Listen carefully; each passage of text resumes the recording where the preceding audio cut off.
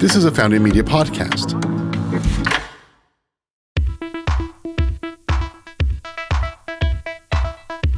So, I am here today with Cherie Mathews, who is a friend and someone that I've known about her invention for a very long time. She's the founder of Healing Comfort and the creator of the world's smartest recovery shirt for people who've had mastectomies and other surgeries as well. Correct? That's right. Super happy to be here. Thank you, Deb. So I'm going to jump right in. So like many other things that have come about, inventions, it came about by necessity and experience. And I want you to talk a little bit about this was something that was fueled by sort of frustration and anger, correct? Once you realized what happened when you left the hospital after you were supposedly recovering from a mastectomy, major surgery. Major surgery. How many other people would they send home that way that it had just had major surgery?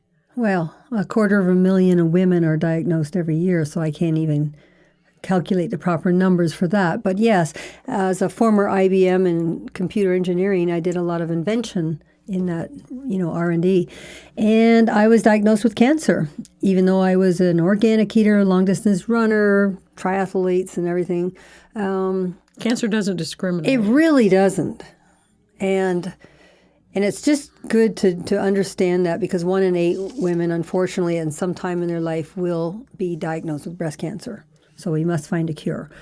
But I was diagnosed, and I did about 48 pages of research. And I had determined that it was only diagnosed on one side, but I determined that the best chance of survival for me was a double mastectomy, removal of both breasts, which is a horrific thing to try to research to find out that you have to have even more surgery. Okay, so I actually had to present it to the oncologists and the surgeons, and they, back in the day, it was 2001, they say, no, we don't take off healthy body parts. Okay, well, I believe this is my best chance of survival. So I won, and I went in to have a double mastectomy. And when I woke up, there was no way you could possibly prepare yourself for the first look or the feeling or the emotional. No way. And they tried to get me dressed in what they suggested, which was my husband's used dress shirt, big and loose, opens up in the front. And it was too much torque, and I actually got sick on it. So that's bad.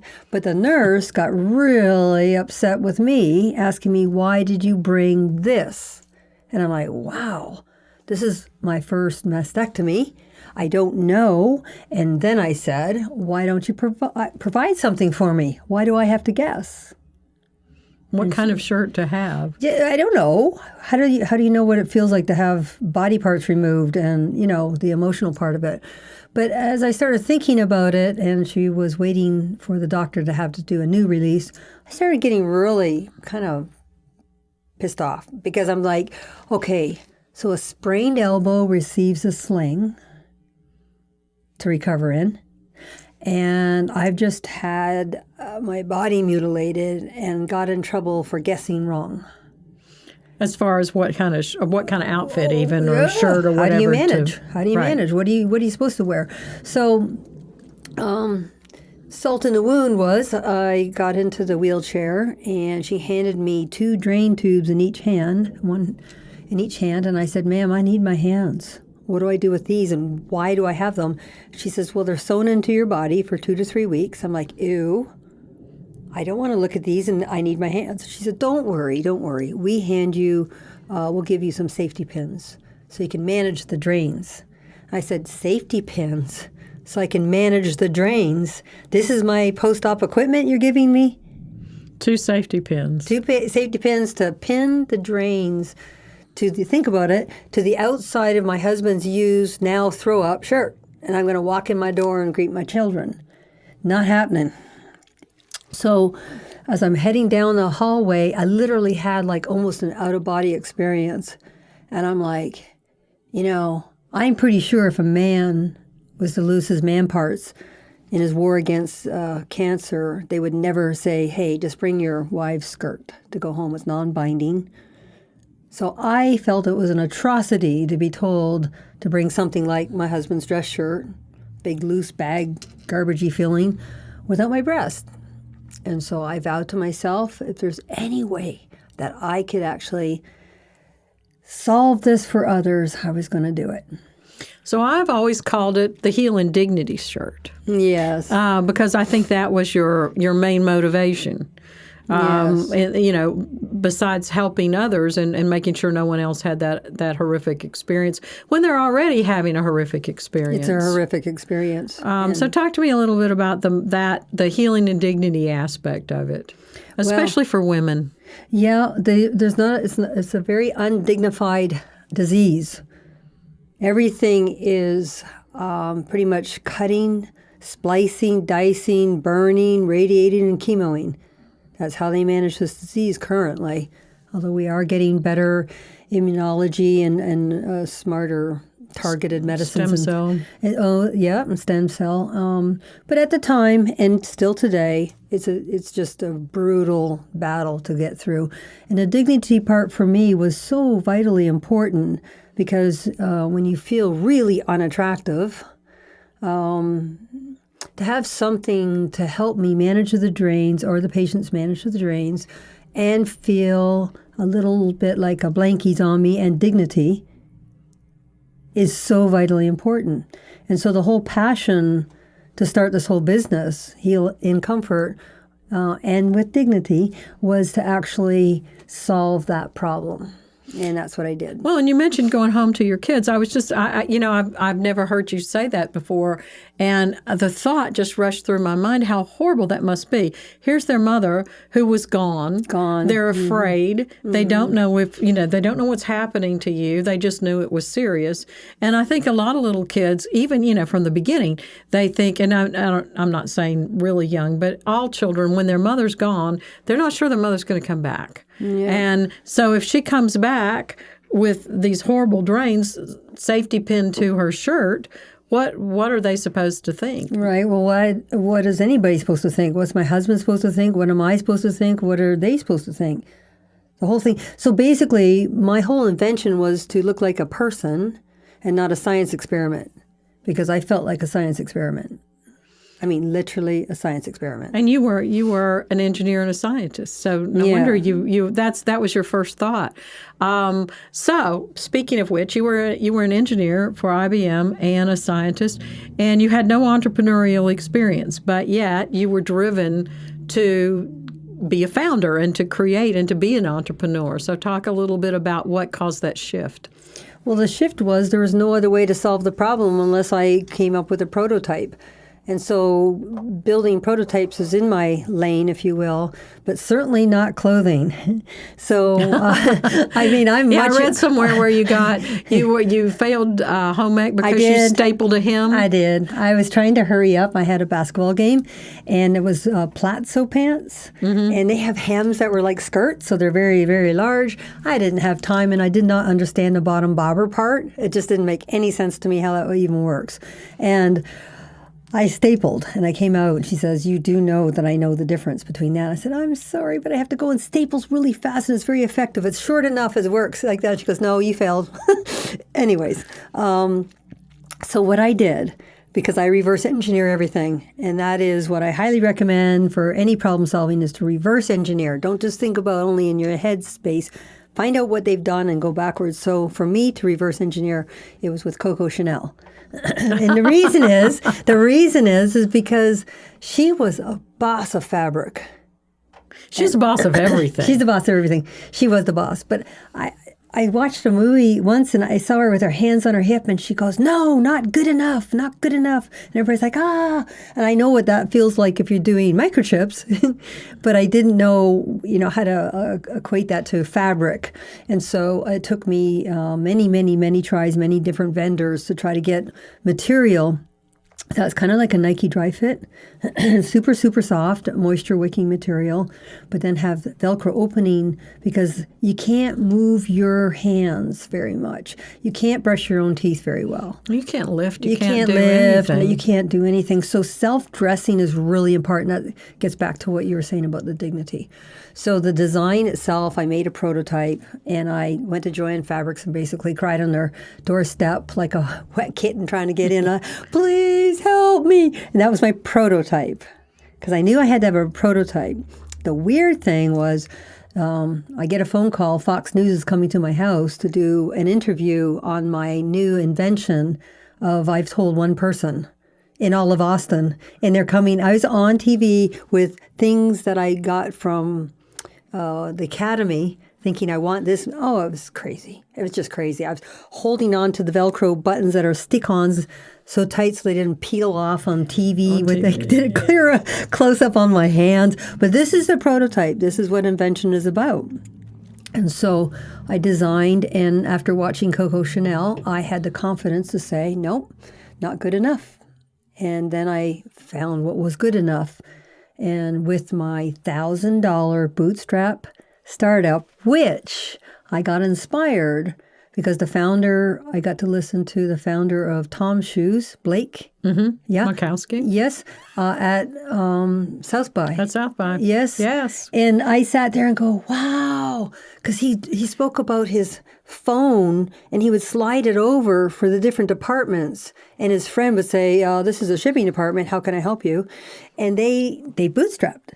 Right. And I thought to myself, well, maybe. And that was a great talk. I remember. Do you? Yeah. And that was the fire under me to say, I'm doing this. I'm going to bootstrap just like Blake.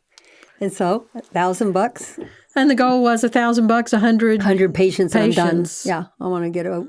Yeah. And well, you did you really think that 100 patients? I really and I'm did. done? No, for sure. I wanted to not really dwell on cancer stuff. It's hard. It is hard. It's hard to yeah.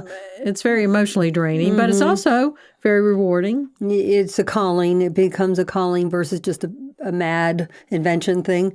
And so the 100 goal was met in Austin, and now we are celebrating almost 22,000 souls.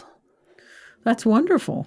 So let's talk a little bit about that journey. So you started out, and I know there have been a lot of lessons learned and frustrations and things like that along the way.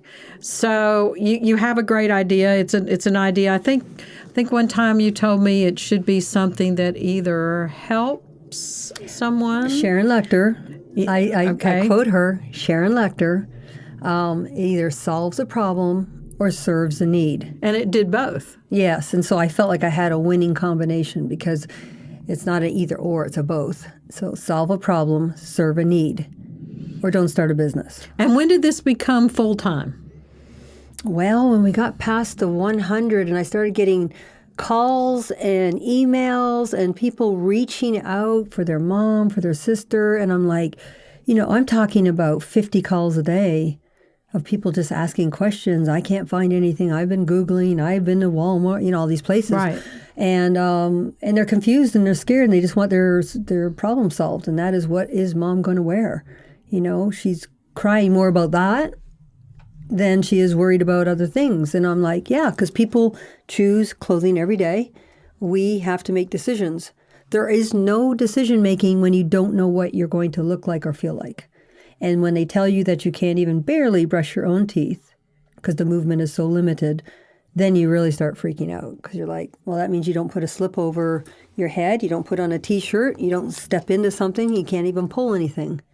Well, and the first thing people would see, to me, if the drains were all over the place, is the drains. Instead of, at least when you have on the shirt, they're hidden. They're hidden and discreetly.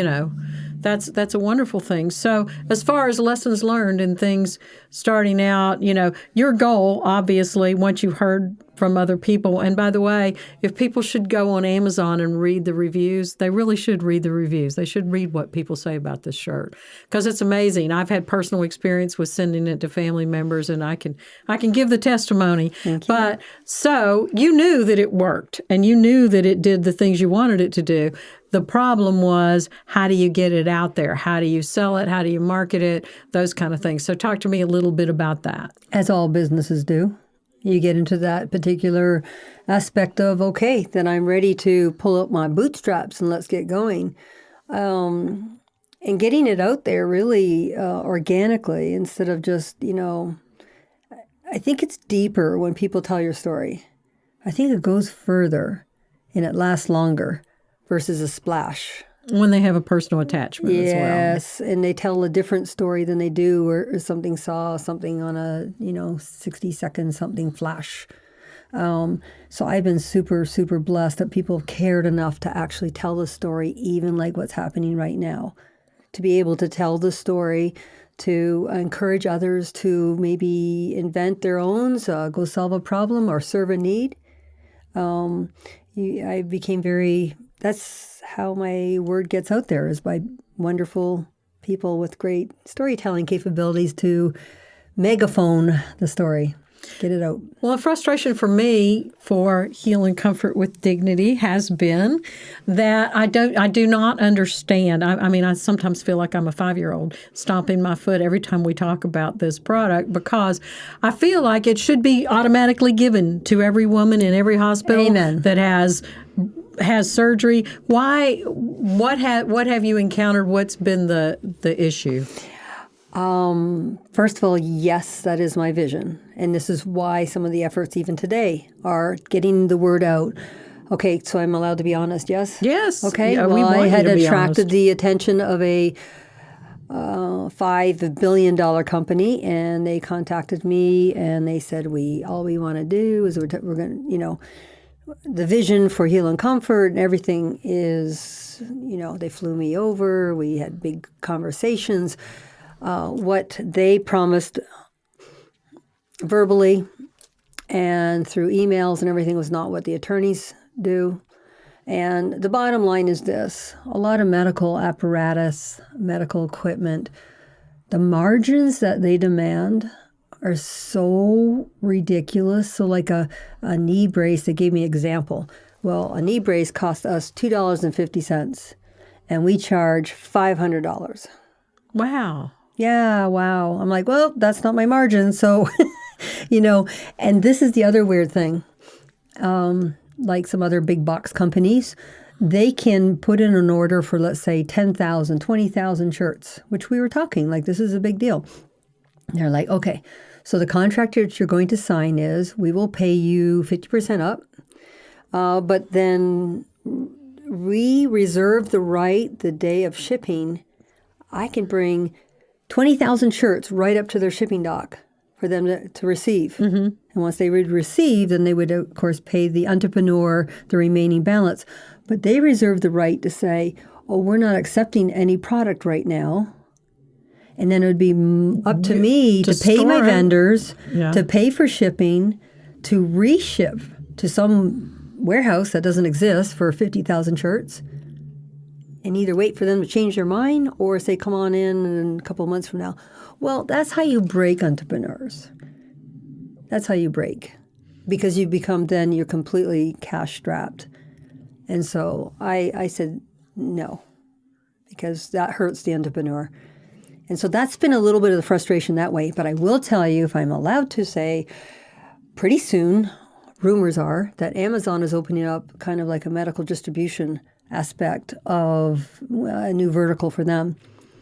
Because other, even smaller hospitals, they have to deal with this kind of like an antiquated type of system to get what they want. Sometimes quantities that don't fit for the smaller hospitals and some of the rural hospitals. So they're going to open it up in Amazon so people can order 25 wheelchairs instead of having the 150 minimums, things like that. That's the rumor. And so we have positioned ourselves to go in to be a medical device offered through that type of avenue, possibly. That's one of the goals. That would be good. I know. reach more patients. I still think that they should, it's just like I can't even understand or believe that when I go and I have a sprained ankle, they give me the thing to put on my foot. They give you the thing to put on your arm. They give you a sling. Why in the name of God would they not give you a shirt that's custom made to take home? That's my battle, Deb. And the thing is like a sprained elbow receives more equipment to heal in than a woman that's had a mastectomy. And that is a sprained elbow receives a sling to heal in, okay? And a woman that's been basically mutilated and butchered, and it feels like that, does not receive standardized, fair for all, standardized equipment. And that's kind of the warpath that I'm on. I mean, I'm feeling with enough exposure, this is going to get done. So you have chosen, or out of necessity or obviously choice, to continue to bootstrap, correct, through this whole thing. And so you did say that you did investigate the VC route, but talk to me a little bit about that. No, I think it's for many businesses, that is the only way to go. You have to scale, and you have to bring money in, and you have to take those steps. I looked into the angel investments. We have some fabulous organizations here in Austin, and that is not out of the realm now. I needed a story all the way from bootstrap to, I think, a pretty good proof of concept, like 22,000 souls. So I believe I have my story. And I've actually been even flown into the UK to talk about the story, which is the inventor in you. But no, I'm ready for next steps. I'm open-minded to merging. I'm open-minded to being acquired, taking next steps. And VCs are certainly a possibility, without a doubt. I have no problem with it. I just needed to finish my chapter, and my chapter was the bootstrap, but I'm ready. So you said to me one time that it was more helpful for you to study failures in entrepreneurship than success. Absolutely. I think that comes from your reverse engineering idea as well. Yes, ma'am. But tell me why. Oh, it's very apparent to me that, 97% of businesses fail within the first 3 years. And I'm like, well, why? See, my brain is always the why. So I went about not getting onto these little rah-rah meetings where you too can do it, and you're going to be a billionaire in 6 months if you follow our 10 steps. Right. Yeah. So I wasn't too interested in anything like that, and I went after why do they fail. And I'm going to be honest, like a big portion of what I discovered about why they fail is they get the cart before the horse, and they actually get into huge debt. So they think, okay, I need money now because I have an invention in my kitchen. I have 3 prototypes and I need $2 million. Okay? Right. And so what happens is when you get into debt, before you're actually ready to be in debt, now, because I have a healthy debt, scaling debt, they get into fear because guess what? Those VCs come knocking. What have you done? Where are the projections? Things like that. What are your margins? What are your margins? What are your everything? They're like, they get into panic mode. And when you are in debt and in panic mode, I believe the entrepreneur no longer becomes creative. I think your mind kind of just shifts gears into just pumping it out and selling, which is fine if that's what you are. The last interview I just did with Alexis Jones, she said one of the things all entrepreneurs have to have is faith in themselves. Yep. And when you lose faith, that's when you flounder. Yes. And the freedom to free think, which to me is a goal constantly. I will not be put in a box. If somebody Really? tries, no, yeah, You think? She thinks that's funny. Deb's laughing at me right now. But no, I believe so much in free thinking. The joy of the journey is actually being creative and watching a dream turn into a reality. And you can't do that in a box. You just can't. You cannot be that. So anyway, yes, I reverse engineered. I found out why a lot of them implode. Money's a biggie. I think it's more debt than even the money. And I think bootstrapping is cool. I mean, it teaches you very quickly what works, what doesn't, what your message is, like Efficiencies of economy? everything. And the best thing was all the weird people that come out that say, I'm going to take your business to the next level. I would just tell them, yeah, well, I'm bootstrapped. And they're like, okay, bye-bye. It was great. Because there wasn't any money in it for them. It scooted them away. And now I'm always, like a very good chess player, I'm always big ears for good angel investment. I'm always big ears for the proper organization, the proper lane. But I can now talk with great confidence on how and what works and what not. You know, I can't be sold some little snake oil that they're going to take me to the next level when I know that that's principally not the way it works. So it's been great. Well, and this too has been one of those things where it's been not only empowering for you, but empowering for women. Yeah. In general. Talk to me a little bit about some of the feedback that you've gotten from people that have used the shirts. Well, I'm going to tell you my very first and favorite story, and that was a lady that was, I guess she was 98, so her daughter called me personally and said, my mother's having a double mastectomy. She's 98, la, la, la. And I'm like, oh, my gosh, that's a lot to go through when you're older. And she said, yeah. And so she got 2 shirts. And, I wasn't expecting to hear back again. But I got a call back like 6 months later. And they're like, she says, I don't know if you remember me. My mother's 98 and she went through double mastectomy, flying colors. She's doing great.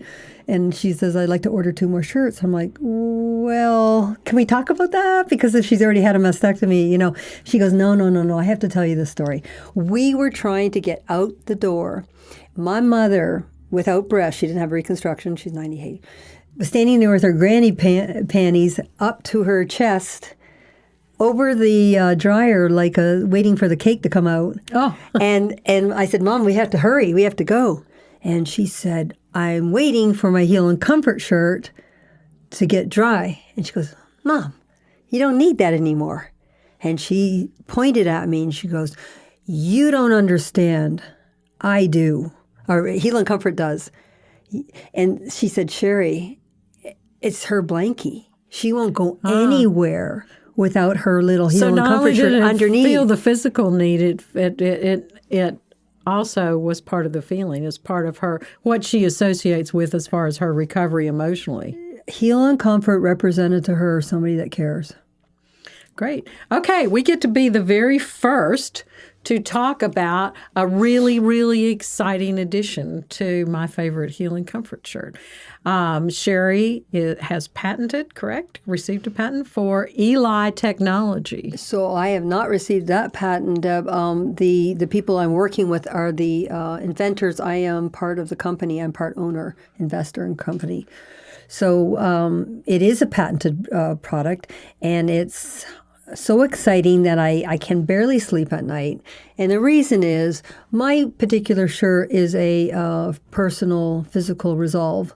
But I also know that cancer patients go through emotional and spiritual attacks and the trauma in the head between the ears. And how do you actually help people on a deeper level? Well, my friend Jan Gibson was telling me about Envision Eli technology, and it was for the blind. And she was telling me all about how it's helping the blind. And I said, Jan, wait. Oh, my gosh. Let me talk to Rick right now. Because what you're doing for the blind, I can do for cancer patients. And she goes, oh, wow. So I got to meet the 2 inventors, which is Ron Klein. He's the grandfather of possibilities. He's a prolific inventor. And he actually invented the credit card strip. Oh, wow. Yep. And the New York Stock Exchange thing, the ticker. Right. Yeah. And MLS listing. And then Rick Gibson, does rocket engines and things. He's an IT guru. And then there's Dave Bowes, who's our investor and everything. So he's an amazing man too. So we got together, and I'm just trying to vet this thing out. And so I've always wanted the shirt to do some feedback where they're having a temperature, if the patient's walking around too much or not walking around too much. And that's a very expensive thing to do, nanotechnology interwoven into the shirt. Okay, very expensive, like $10 million startup type thing. So this ends up being in a thing that looks like a QR code, but it's not. The technology allows 10 different platforms or IP to interconnect and create a menu of brilliance. So, for example, we're going to be giving to BCRC and Seton Breast Care Center 100 shirts each with this Eli sticker on it. And now, within 2 seconds, bedside, the patient can take their smart device, wave it over the code, Eli technology code, and about $500 million worth of technology is now at their fingertips. I did it, and it's like abracadabra. It comes right up, and then you can personalize it. Yep. You can choose what you want to do. Talk to me a little bit about some of the things that you're going to be able to do with this technology. Yeah, so it's in the cloud, and currently I have placeholders, and I have some technology that can connect people from all over the world. So if they're having their first chemo and they're scared, they can get in some of these portals and say, I'm having my first chemo. And then other people from like all over the world can actually say, me too, let's do it together. So community, it brings in knowledge, it brings in test trial for medicines and things like that. But that's the placeholder, because in the future, I'm going to be bringing modified reality, augmented reality, and currently we have even Alexa, Dr. AI. So the patient gets to opt in to whatever the menu is. They can pick and choose what they're interested in, not interested in. And if they chose, let's say, and they have an Alexa, they can connect to Dr. AI. At 2 o'clock in the morning, they can say, Alexa, open Dr. AI. And they'll say, hello, Cherie, how can I help you? In their bed, all by themselves, and they can say, I have a fever. It runs through 110,000 white pages to diagnose what the patient's experiencing. And at the end, if it can't diagnose or it's a red flag, through these white pages, it'll say, would you like me to talk or call your doctor now? Wow. Yeah. So it will Home connect care. them. So let's say they're having some symptoms that they're a little worried about. But so many people, it's always I've never been one of those that was hesitant to call the doctor because I feel like I'm paying them there. I'll call them. But many people don't. And so it will do that. It will, well, at least it will encourage you to go, I can't find out why you have a fever, so maybe you should call the doctor. Yeah, and it's just a type of what's happening in, 10,000 baby boomers are retiring every single day in America. And at some point, the hospital systems may be stressed by that.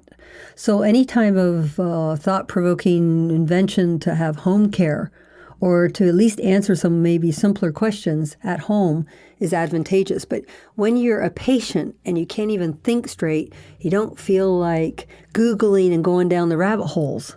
So this is very powerful IP that runs it through artificial intelligence, AI, and it will come up with it's like 98% accuracy rate right now.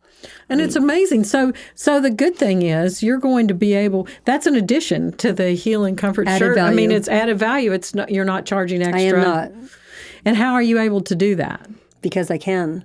Because I'm I'm part of the company. And I have their blessings too. And as they're helping the blind, I'm helping cancer patients.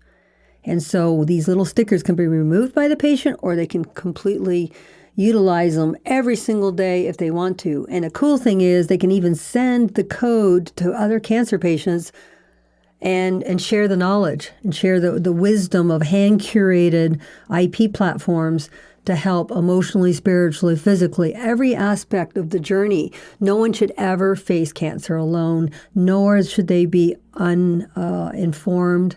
They should be empowered. They should know their questions and answers that they were going to bring to the doctor. They shouldn't feel like a victim. They should feel like, I understand what's going on, what my next steps are. I've got a community behind me.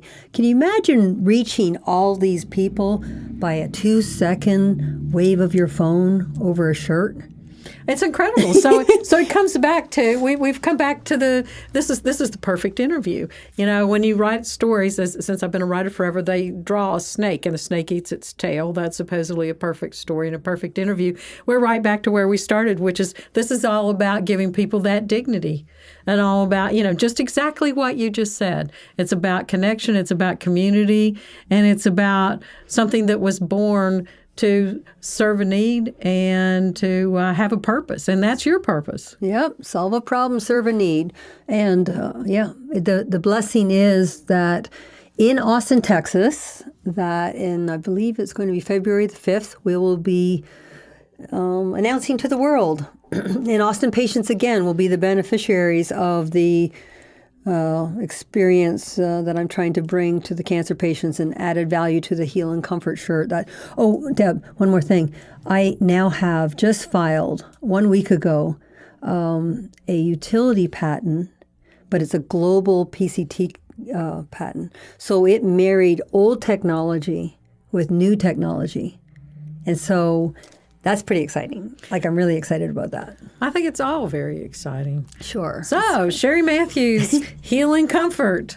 Check it out. If you have any, I can testify if you have anyone that might benefit from a shirt that will help them recover with dignity.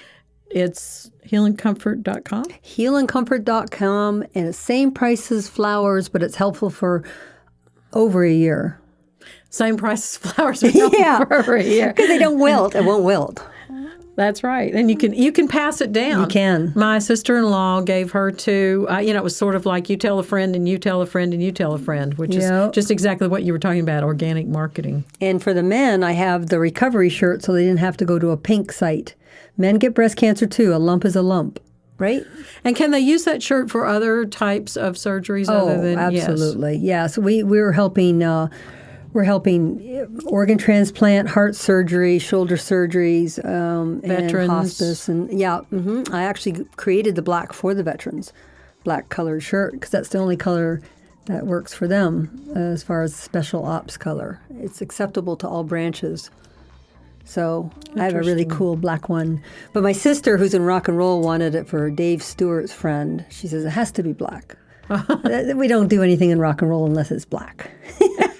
All right. So Cherie Mathews, Heal and Comfort, rock and roll. Yeah. Thank you. Thank you, Deb. Love you.